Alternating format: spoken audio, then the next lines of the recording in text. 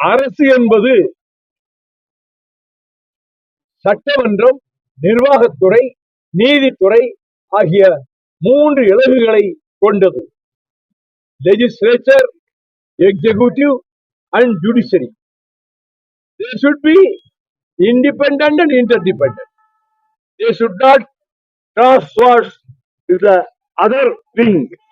But in Tamil, in Tirukkural, about justice there is a couplet.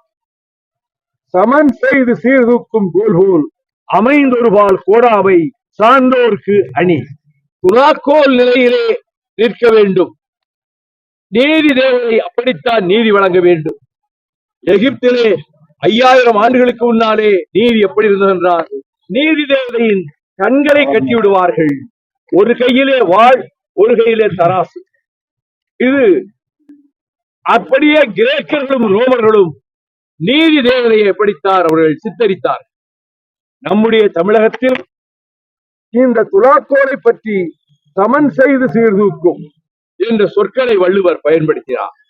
ஆனால் அண்மை காலமாக நீதிபதிகள் தங்கள் எல்லை கடந்து, தங்கள் வரம்பு கடந்து, அவர்களுக்குள் அவர்களாகவே திணித்துக் கொண்ட சில வெறி உணர்வுகளினுடைய பிரதிபலிப்பாக அவர்கள் 100 ஆண்டுக்கு மேலாக பிரிவி கவுன்சிலேயே அங்கே முஸ்லிம் தர்காவுக்கு பக்கத்திலே தூண் இருக்கலாம், அதிலே விளக்கு ஏற்றக்கூடாது என்று அப்பொழுது கொடுக்கப்பட்ட தீர்ப்பை பிறகு பிரிட்டிஷ் ஆட்சிக்கு பிறகு அடுத்தடுத்து வந்த அத்தனை நீதிமன்றங்களிலும் அப்படிப்பட்ட தீர்ப்பை தான் தந்தார்கள்.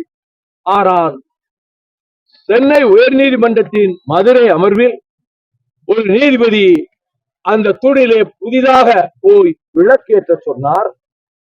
3 நீதிபதிகள் நேற்று அதை வழிமொழிந்திருக்கிறார்கள். இரத்த களரியை எதிர்பார்க்கிறார்களா இந்த நீதிபதிகள்? நீதிபதிகள் எல்லை தாண்டி விட்டார்கள், வரம்பு மீறி விட்டார்கள்.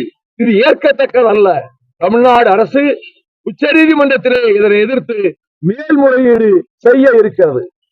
இந்த சூழலில் மதுரை எம்பதியிலே சங்கம் வைத்து தமிழ் வளர்த்த மாமதுரையிலே வாழ்கிற வைணவ பக்தர்களும் சைவ சமயத்தை சேர்ந்தவர்களும் அன்னை மீனாட்சி அம்மன் கோயிலுக்கு சென்று வழிபடுகின்றவர்களும் அந்த நகரத்திலே அந்த பகுதியில் இருக்கக்கூடிய இஸ்லாமியர்களோடு சகோதர பாசத்தோடு இத்தனை ஆண்டு காலமும் நடந்து வந்திருக்கிறார்.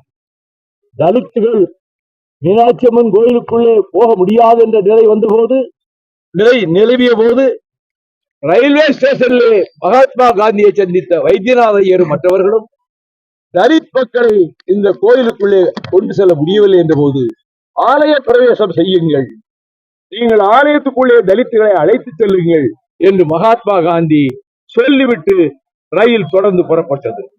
ஆனால் தலித்துகள் கோயிலுக்குள் வந்தால் வெட்டுக்குத்து நடக்கும், தலைகள் செய்வப்படும் என்று ஒரு காவி கூட்டம் மிரட்டி பார்த்தது. இதனால் அஞ்சிய வைத்தியநாத ஐயர் ராஜாஜியிடம் போய் யோசனை கேட்டார். எப்படி நான் காந்தி சொன்னபடி தலித்துகளை உள்ளே அழைத்துக் கொண்டு போவது என்று. அவர் சொன்னார், பசும்பொன் முத்துராமலிங்க தேவர் இருக்கிறார், அவரை போய் சந்தியுங்கள், நான் அனுப்பியதாக சொல்லுங்கள், அவர் உரிய பாதுகாப்பு கொடுப்பார் என்றார். உடனே பசும்பொன் தேவர் பெருமான் ஒரு துண்டறிக்கை வெளியிட்டார். அன்னை மீனாட்சி அம்மன் கோயிலுக்குள் தலித்துகளோடு, ஆதி திராவிடர்களோடு, தேவேந்திர மக்களோடு உள்ளே செல்லுகிற போது அவர்கள் அடியேனும் உடன் வருவேன், யாராவது வாரை ஆட்ட நினைத்தால் எட்ட நறுக்கப்படும், விளைவுகள் உங்களுக்கு மோசமாக அமைந்துவிடும், எச்சரிக்கை என்று துண்டு பிரசனம் கொடுத்து ஒரு ஜட்டாவிட ஒளிபெருக்கி வைத்து நகரம் பூராவும் பிரச்சாரம் செய்ய வைத்தார். திட்டமிட்ட நாள் வந்தது, யாரும் குறுக்கிடவில்லை. தலித்துகள் ஆலய பிரவேசம் இந்தியாவிலேயே எங்கும் இல்லாத அளவுக்கு இங்கே வெற்றிகரமாக நடந்தது. அப்படிப்பட்ட சகிப்புத்தன்மைக்கும் சகோதர பாசத்துக்கும் சமத்துவத்துக்கும் அடையாளமாக திகழ்ந்து வருகிற தமிழ் வளர்த்த மாமதுரையில், மாநகர் மதுரையில் இந்துக்களும் இஸ்லாமியர்களும் அண்ணன் தம்பிகளாக இதுவரை வாழ்ந்து வருகிறார்கள்.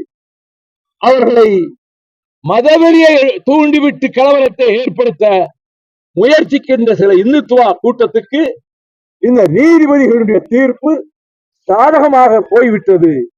அங்கே இரத்தக்கணி ஏற்பட்டால் அதற்கு முழு பொறுப்பும் தீர்ப்பளித்த நீதிபதிகளே சாரும் என்று நான் பகிரங்கமாக சொல்லுகிறேன்.